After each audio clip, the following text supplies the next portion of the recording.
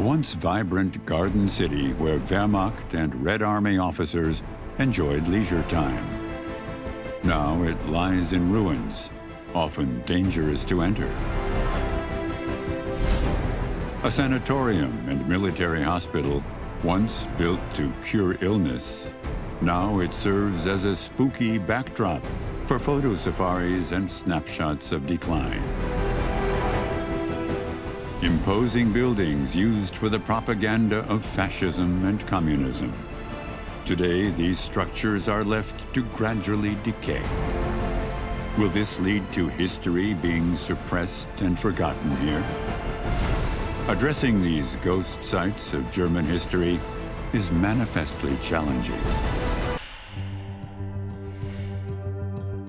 Approximately 40 kilometers northeast of Berlin, nestled in the forest by the small Bogensee Lake, lies an area rich in history. This is a place once cherished by both the Nazis and the communists.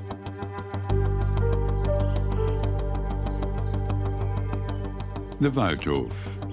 This country house has a modest exterior, but a lavish interior, with a view of the lake. We're standing in front of Joseph Goebbels' summer retreat, the Waldhof. Built in 1939, it was intended as a lifelong sanctuary for Goebbels, the Reich Minister of Propaganda. People often refer to it as his love nest and see it as a private getaway. But it was also a hub for spreading Nazi propaganda. Adjacent to it is the East German Youth Academy, formerly known as the Wilhelm Pieck Youth College of the Free German Youth, the FDJ. An impressive example of socialist classicism on the outside, equipped with then state-of-the-art technology on the inside. The building in front served as the main structure. It housed a spacious lesson hall, which was large enough to hold events. At the top of the building, there used to be a statue called Worker, peasant woman with red flag. It was a quintessential example of Stalinist architecture. The listed buildings have been vacant for a long time, and the state of Berlin is struggling to find an investor for the site. German history, a lost place. Journalist and author Adrian Geiges was among the few West Germans who studied at the East German Youth Academy from 1979 to 1980. Undercover. His experiences there are fascinating. I'd been actively involved in the German Communist Party and its youth organization. My dedication was recognized when the district chairwoman approached me and said, "You've proven yourself to be very active and ideologically solid.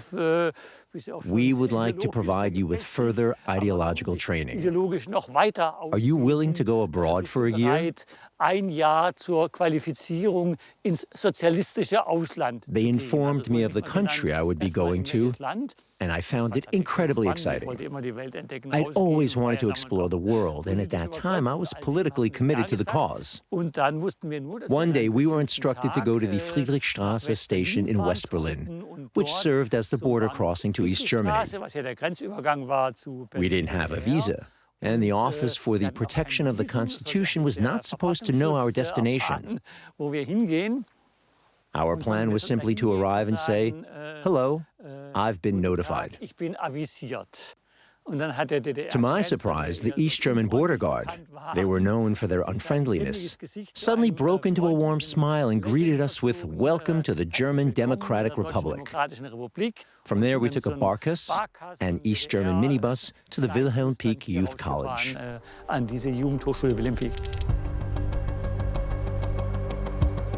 Adrian Geiges revisits the site of his youthful follies. He is accompanied by historian Dr. Jürgen Daniel from the Leibniz Center for Contemporary History. How did you get up to the site? Was there a guard post? Yes, there was a People's Police guard post at the entrance to the site. You had to show your ID. It was all top secret. There were even 2 hidden guard posts in the forest. You weren't supposed to see what was inside from the outside. So what was a typical day like? You got up early, I can't recall the exact time, then went to the communal shower in our dormitory. After that, we headed to the Kulturhaus for breakfast, and then we went to the main building where the lessons took place, the seminar building. It's on an elevation, so it feels like you're ascending to the sanctities of higher learning.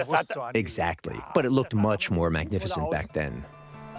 Not much remains of the privileged environment that East Germany provided for its emerging young functionaries.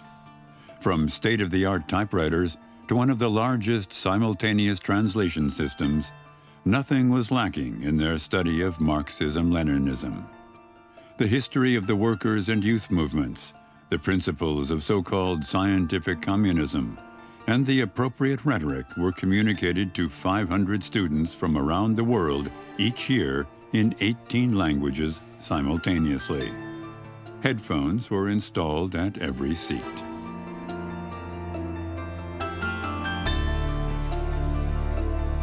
But the young West German communist Geigis quickly became disillusioned. It was clear that the reality of socialism didn't match our ideals at all. It felt pretty bourgeois. We were rebellious young folks from the West, and everything here was super authoritarian. We were confronted with things we hardly recognized anymore, like torchlight parades, marches, and flag-raising events. We were generally supportive of East Germany, but even we thought it was way too uncritical and had way too much of a cult of personality, with everyone celebrating Erich Honecker and the other party leaders. The East German Youth Academy was established at Waldhof am Bodensee, a summer residence constructed by Reich propaganda minister Joseph Goebbels in 1939. Few have studied the history of this site as thoroughly as Dr. Jürgen Daniel. Goebbels was in charge of the film industry under the Nazis. This location housed a movie theatre and hosted various receptions. It was where film policy was crafted and the ideological direction for the entire cultural policy was determined. Goebbels wrote his speeches here and spent a lot of time at this site during the war, even when Berlin was under bombing attacks. His diary notes bear witness to this. The main building alone covers 1,600 square meters. It includes 30 private rooms and 40 service rooms, and is equipped with a discrete air conditioning system. A standout feature, the innovative windows that can be lowered into the floor, a point of pride for Joseph Goebbels. There were also 2 fireplaces in the middle part of the house. The Bodensee Villa served as a venue for both political agitation and social gatherings. Here, Goebbels entertained celebrities like Sarah Leander and Heinz Rühmann, and it was here that he penned his infamous Sportpalast, or Total War speech. This place is really important in Nazi history. It's not just some private space belonging to a high-ranking Nazi with the usual signs of power. It's a key spot where major events of the 20th century come together, covering the National Socialist era, the time of the Soviet occupation, and the history of East Germany. The post-war new owners of the site seemed unfazed by its Nazi legacy, and even appeared proud of their acquisition. In 1946, the phrase, "Glory to the Great Stalin," was displayed in Cyrillic letters. The Red Army initially used the building as a military hospital for some time before it was taken over by the newly established Free German Youth. A youth leadership school and the headquarters of the organization were set up there. In the post-war period, the decision to continue using existing properties was driven by practical concerns. With the belief that a new era was beginning in the spirit of anti-fascism, they They thought, now, on the very site where Reich propaganda minister Goebbels implemented his criminal policies, young people seeking to build a new, democratic Germany are studying. Despite its tumultuous history and long vacancies, the villa is surprisingly well preserved. It remains free from vandalism and has not become a neo-Nazi cult site. But it is slowly deteriorating, and no one wants to take it on, even as a gift. Dealing with the remnants of two dictatorships is not easy.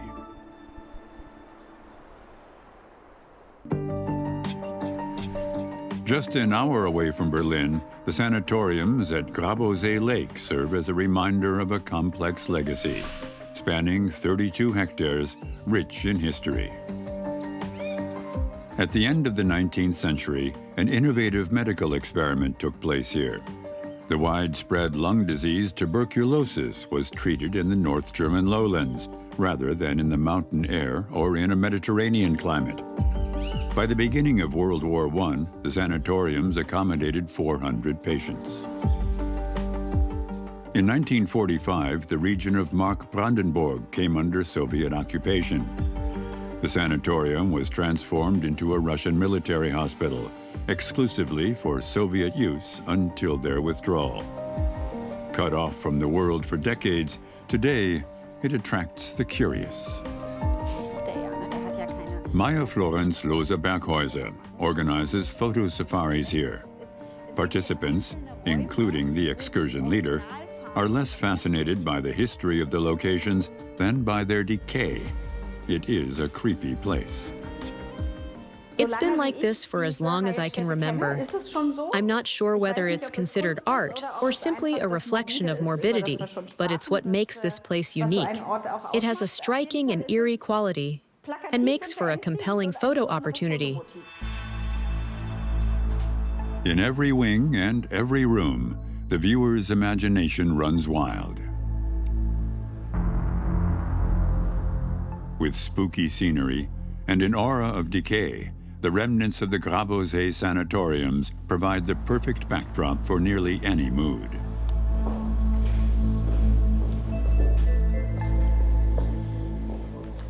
It's no wonder that the film industry has discovered Grabowsee Lake.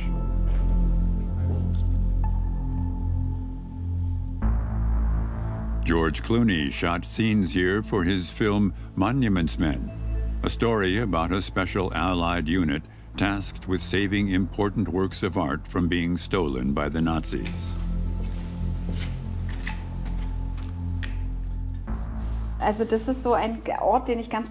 For me, this is a unique feature. It stands for Grabowsee like nothing else. You can see this detail in the film Monumentsmen. I'm a huge George Clooney fan. I found out you can even adjust it a bit. At first glance, it totally looked like a movie reel to me, which got me thinking about Hollywood and cinema. But then I figured out that it didn't really make sense to have a film reel mounted on the wall. It's actually a fire hose that's just been coiled up. Not quite as charming, I guess, but I still think it makes for a cool photo spot. I can't help but associate it with a classic film reel.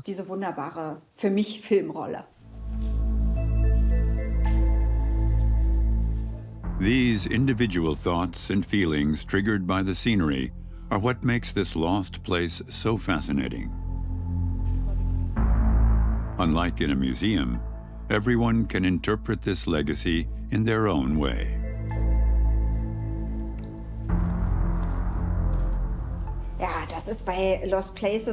I think a lot of people feel the same way I do about lost places. They have this unique, dark charm. They remind us of the past, and there's a bit of sadness in seeing something beautiful fall apart. Like this old piano that nobody plays anymore. These places have a story, and photography helps keep those stories alive. On top of that, there's always a creepy vibe, especially with changing light. Shadows can make everything feel a bit unsettling, especially when it's raining or when you're wandering down into dark cellars. This feeling is even stronger in places like sanatoriums, especially when you think about the history of illness there. Regaining health had top priority at Grabowsee, at least above ground. The site was equipped with patient houses, treatment rooms, operating theaters, and even a dance hall to promote well-being. But in the cool cellar vaults, life and death were in close proximity. Next to the morgues, located deep underground, stood the central kitchen. Meals were sent to the patients' wards through an underground transport system. We have no records of what happened here in these cellars while it was a Soviet military hospital. Now, whether for photographers or filmmakers, the leaseholder of the site welcomes visitors, even if only out of necessity. Bernhard Hanke from Passau has been managing the site for over a decade.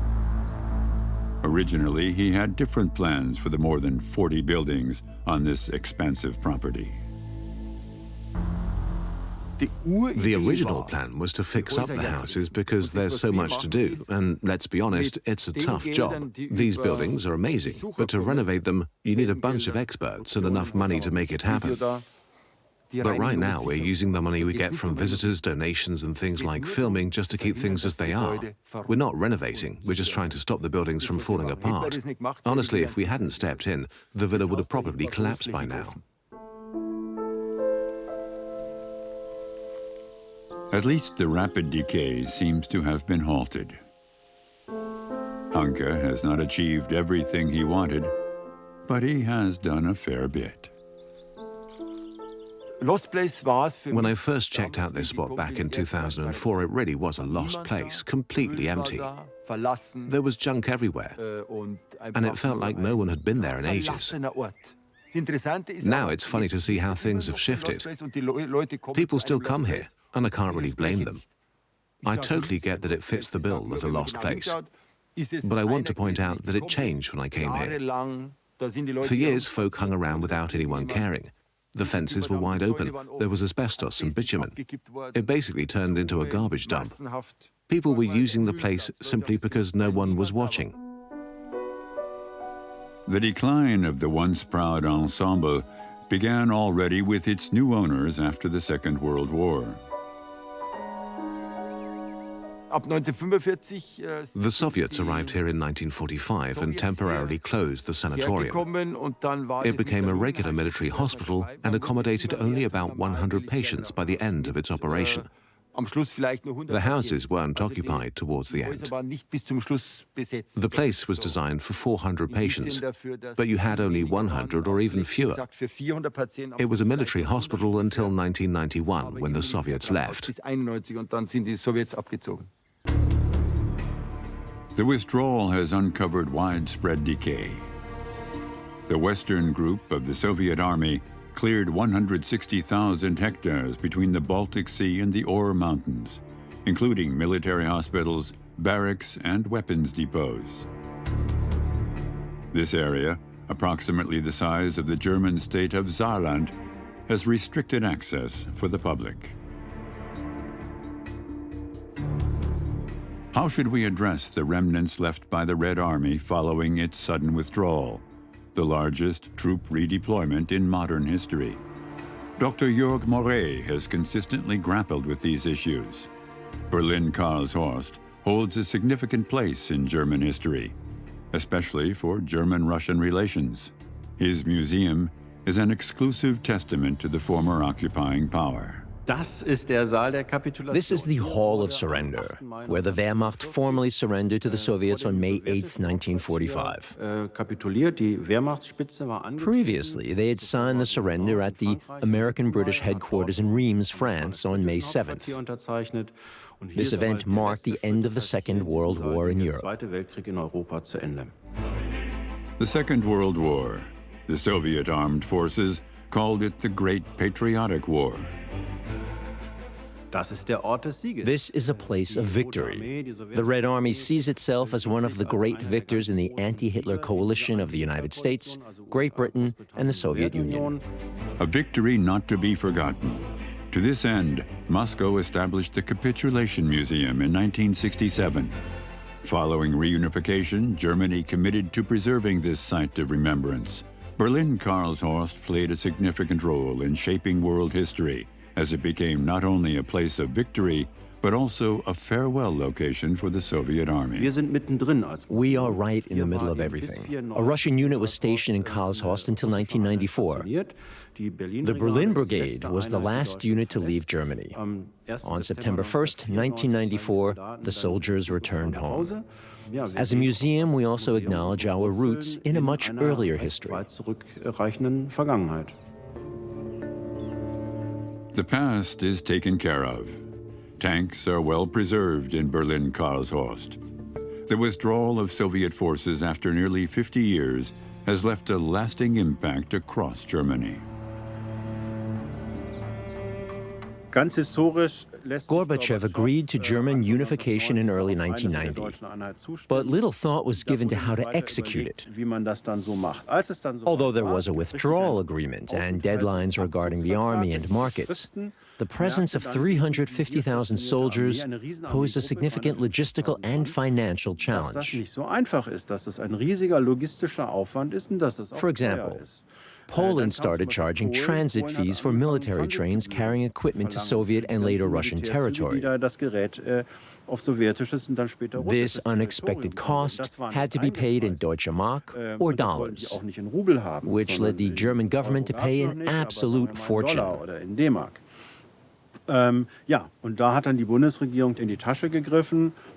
The housing construction program during this period is well known. Millions were spent to provide accommodations for returning soldiers. In Berlin, the withdrawal of the Soviet armed forces went smoothly. Former military facilities and accommodations were converted into much-needed living spaces. So, lucky for Karlshorst, it avoided becoming a lost place.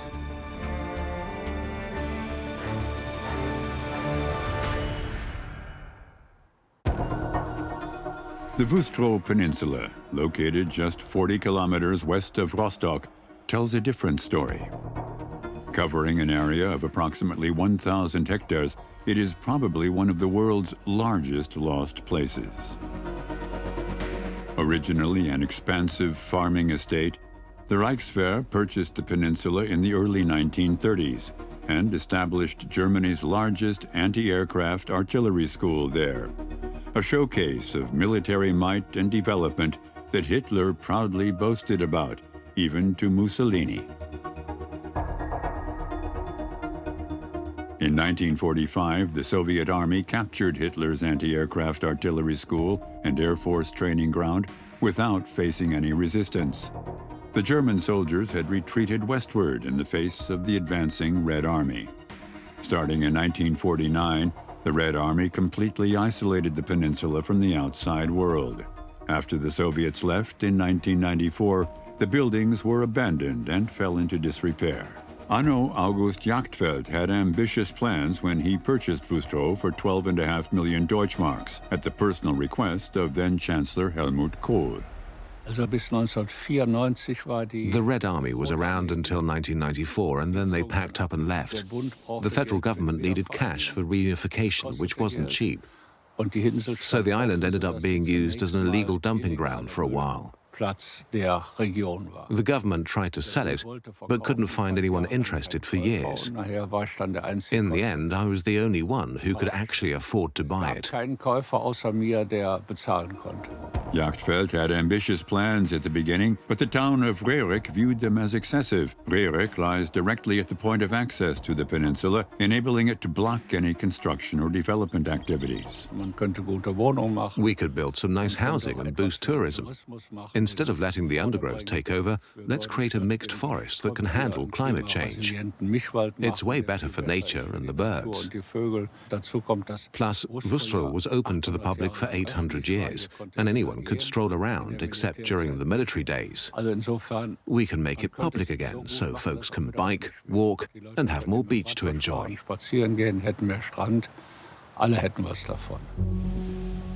But without permission, nothing progresses on the peninsula, except for decay. Klaus Feiler has written a book about the history of Withdrawal. He is permitted to access the site to show it to visitors. The Withdrawal Peninsula has really gained a lot of interest since the Soviet troops left. Now we're almost ready to start offering guided tours.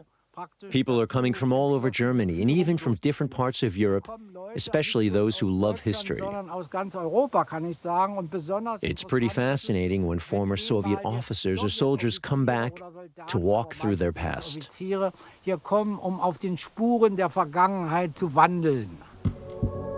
Visitors are prohibited from entering the buildings, however, due to safety risks, including even their potential collapse.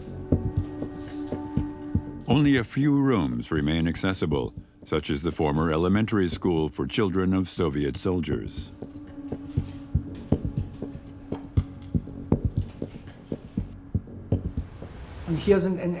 About 20 children were taught here.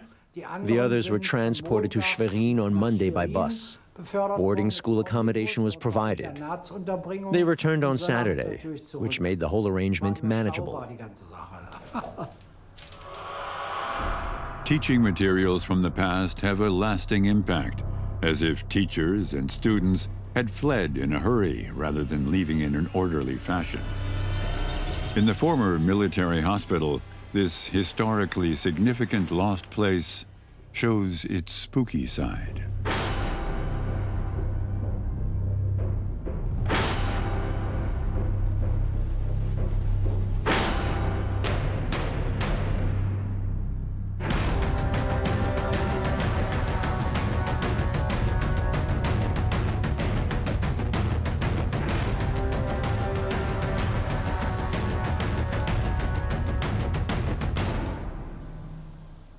Withdrawal is not only full of dangers, it also bears the scars of decades of military use.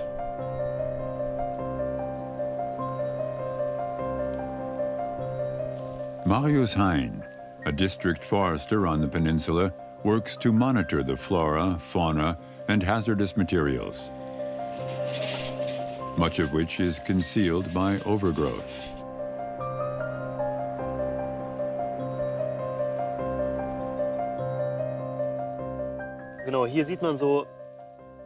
These are remnants from the anti-aircraft artillery school.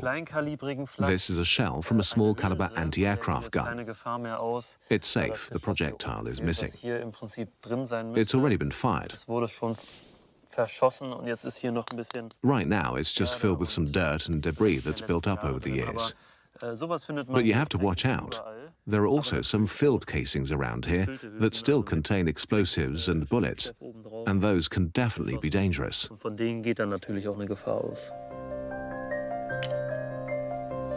Waste pollution plagues the peninsula. Hazardous substances like used oil, large amounts of household waste, and munitions. The area was home to some 3,000 soldiers of the Red Army, along with their families. At the end of their time here, the Russian soldiers got containers sent from central Russia to fill with ammo and send back to the Soviet Union. But the guys on the ground thought there was plenty of ammo back home already. So instead, they decided to load up the containers with something less common: Western cars. They took those cars apart in the woods and just left behind any parts that they already had too much of or that were a bit broken. During the Soviet era, no garbage trucks ever left the peninsula. The result was over 30 years' worth of household waste on Withdrawal. That's an enormous amount of garbage. It's hard for anyone to fully understand just how much waste exists here. Nature is gradually reclaiming the former manor house from 1850. Its rich tradition is being swallowed up by vegetation. The manor house is one of the prettiest buildings on Withdrawal and has a rich history. It's the last reminder of the island's early farming days. Since the estate family didn't live there anymore, it mainly served as a fancy guest house. The Soviets had little appreciation for aesthetics or architectural art at the time, so they quickly decided to engage in house-to-house combat in the manor house. Within a short period, by the end of the 1980s, the manor house was completely destroyed. Its ceilings collapsed. Some of the damage was inflicted by tank fire.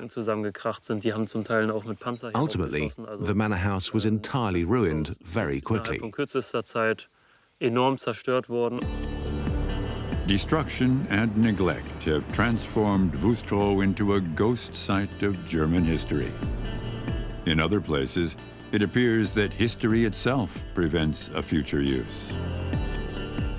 Like at Bogensee, with its challenging history, no one seems interested in the location that once housed the East German Youth Academy and Goebbels Villa.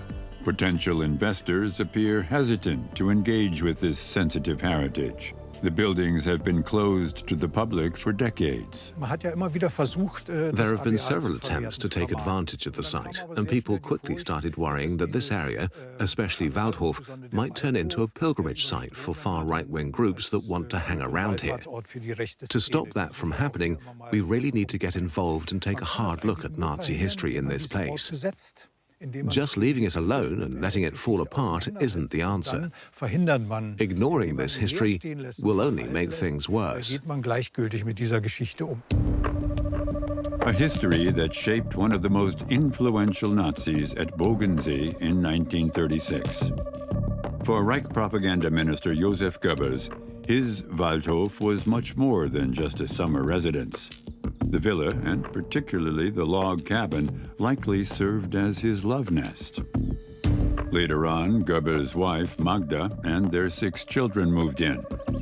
Bogensee provided the perfect backdrop for the Goebbels family's private propaganda displays. The model Nazi family was staged like they were part of a film. This location offers valuable insights into German history. Bogensee and the Waldhof are not standing by themselves. We're in Barnim, a region rich in a history of power. It was occupied by the powerful, by politics, since the German Empire. It was linked to hunting and leisure activities. This tradition continued under the Nazis, and the East German leadership did not distance themselves from these rituals either. Instead, they embraced them. It prompted questions about why communist leaders adopted practices similar to those of previous regimes. A castle nestled in the forest. The spacious walls of the East German Youth Academy at Bogensee were designed to project power and self-confidence. The design and layout were overseen by the Politburo of the SED, the East German Communist Party. In contrast to the Nazi retreat nearby, the Communists' impressive building did not remain closed for long. The plaster is crumbling everywhere. The luster has long faded from what was once the cadre factory of socialism. Even during its heyday, it wasn't entirely a workers' and peasants' paradise, as West German Adrian Geiges discovered during his studies here. I've got a different perspective on things today, that's for sure. Looking back, it was all a wild experience. There were plenty of strange moments and some tough times, but I learned a lot about East Germany and other countries, as well as the young people involved. This really helped me when I became a journalist later on, especially when I was reporting from Moscow and Beijing. I was able to grasp those systems a lot better, since they were rooted in the same ideology we studied right here in this building. Adrian Geiges wants to preserve the buildings as part of his personal history. The general public can also learn a lot here at Bogensee, where two dictatorships once propagated their ideologies.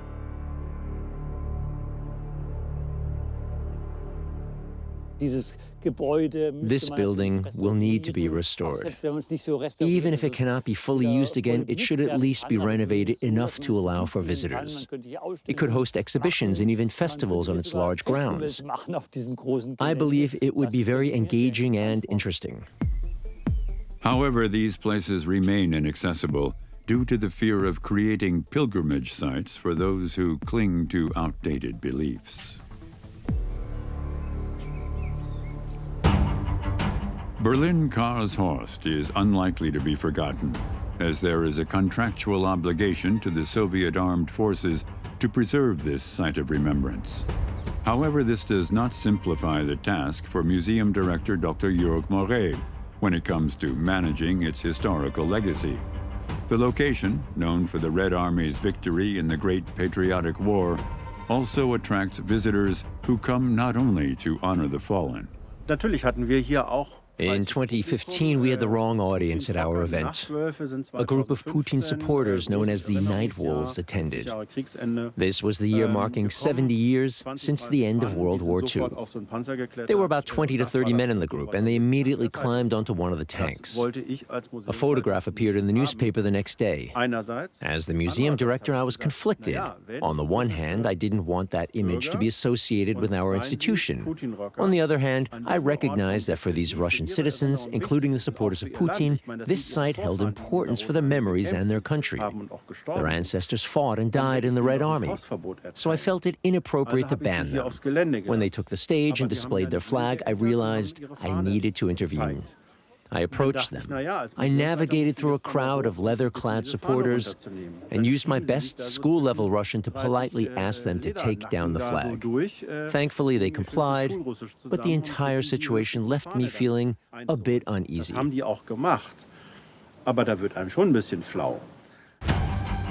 Historical heritage can feel like a burden, even here at Berlin-Karlshorst, where everything is well maintained and preserved. Investors want to avoid situations that could provoke negative outcomes. I understand their perspective. There's also the financial aspect to consider. If you want to develop projects, you look for beautiful lakeside locations nestled in forests. Ultimately, the goal is to sell houses and real estate. You do not want any disruptive groups, such as the Putin supporters riding by on motorcycles on May 8th or 9th. As that could harm your business. There are promising development plans and ideas for the former sanatoriums at Grabowsee, but the main challenge is securing funding. Donations and visitor groups provide just enough support to barely maintain the buildings.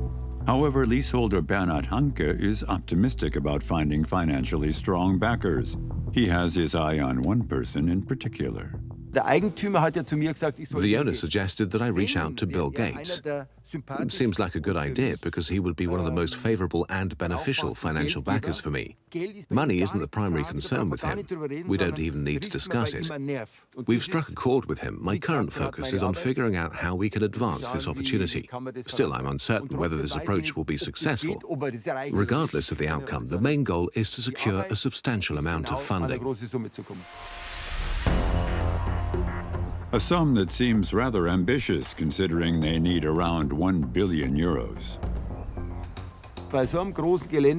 When you have such a big site, it's only fun if you can actually pay a lot of people. It's way better to get a good chunk of money right off the bat, instead of starting small and then realizing it just won't cut it later on. One thing's for sure, $1 billion is definitely enough. The owner thinks that while getting that kind of money might be tough, it's still a pretty attractive goal. Maya Florence Loza Berghäuser, who organizes photo tours through the decaying walls, is attracted by the fact that everything here is deteriorating and gradually being lost. It's a double-edged sword. On one hand, a lost place only holds its fascination when it remains in a state of decay. So you can feel as though you're peering into the past and experience that thrill of the forbidden.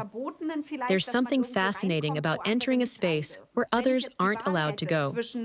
If I had to choose between a lost place being demolished and being transformed into the 87th shopping center, I would choose the former. It's unfortunate because honestly, we already have many restored, listed, and beautiful buildings throughout Germany. They're charming, like museums, but they don't compare to the original.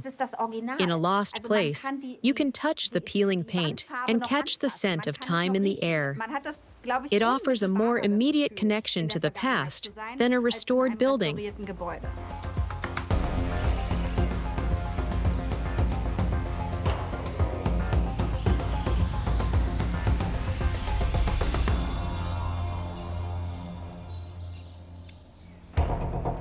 There is very little left to restore on the Withdrawal Peninsula. The old manor house is likely lost forever, having been used for target practice by the Red Army. For years, efforts have been underway to preserve the architecture. Drone pilot Sebastian Grauleidis has been instrumental in this digital documentation, assisting District Forester Marius Hein in the process. Here, history is preserved and frozen in time. I use a terrestrial laser scanner to digitize the old building. Later, I will combine this data with scans from a drone laser scanner. This process allows for a very high level of accuracy in mapping the building. A digital twin of the building is being created. A millimeter-precise, three-dimensional image of the old manor house.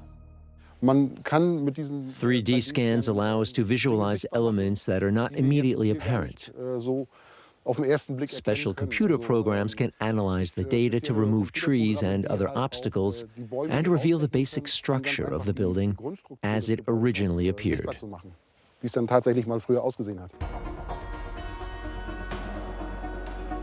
The past, preserved in data, can theoretically be revived elsewhere.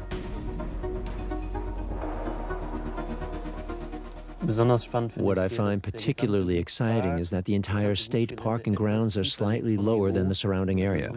This is still recognizable today. With his drone, Sebastian Grauleidis is in the Garden City located in the northeast of the peninsula. The group of buildings, designed by the renowned Rostock reform architect Heinrich Tessenau, appears almost in its former glory thanks to terrestrial scans. These houses seem to withstand the ongoing disputes and stagnation surrounding the peninsula. A significant number of them could potentially still be saved. What makes this place special is that it was built to amazing standards for its time, something you just didn't see anywhere else. They really put thought into the building materials and picked the best ones. Every house has a basement. They all come with interior shutters to keep things cozy. Plus, we've got running water from our own wells. And there's district heating too. Wastewater gets properly managed, and instead of messy overhead power lines, all the electricity runs underground. It's pretty impressive. It's truly disappointing to see these properties falling into disrepair, especially considering the current housing shortage and the fact that new areas are being closed off. The existing buildings are beautiful and well designed. Every single apartment offers a sea view. This opportunity is not being used. Over the decades, Anno August Jagdfeld has suggested a variety of approaches for the peninsula, including hotels, a golf course, a marina, and residential spaces, in an effort to inspire the local community.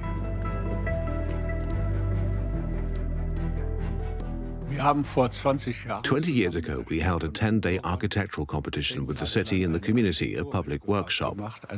We came to some great results together and shared them openly. These ideas show what the residential area could look like in the future. We can keep most of the buildings as they are. It might cost more than building new ones, but I really think this place has a lot of charm. It's one of those famous garden cities, and I believe it deserves to be preserved in Germany. However, the 1,000-hectare island remains unchanged, just like its owner, Anno August Jagtveld, who has been forced to stand still for decades. Withdrawal was known as the Forbidden Island during the Nazi and Soviet eras, a name that still persists. They've been on the lookout for an investor for 5 years, and now they finally found one sitting right here. But you know, dealing with such politically charged projects isn't easy.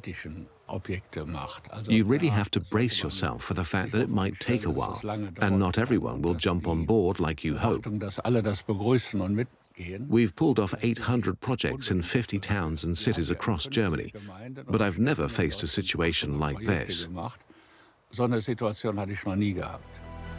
A historically rich site currently lies dormant. A West German investor remains indefinitely on hold.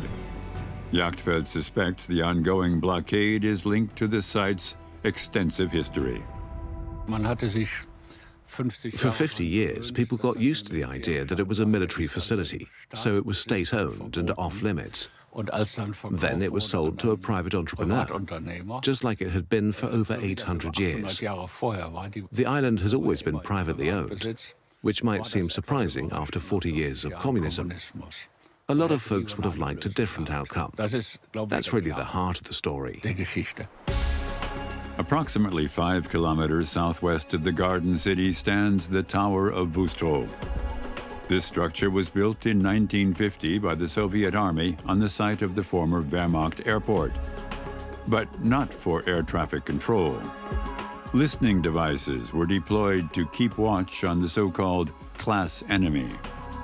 Today, not only is the heroic mural depicting the armored brigade deteriorating, but the entire legacy of Soviet occupation is also falling apart. Nevertheless, this place could still become useful. This is the ideal location for wind turbines in Mecklenburg-Vorpommern. It has strong winds and is 5 kilometers away from the nearest residential areas. There's no better site. You could enjoy living in a beautiful landscape while also focusing on nature conservation, protecting the environment, and practicing sustainable farming and forestry.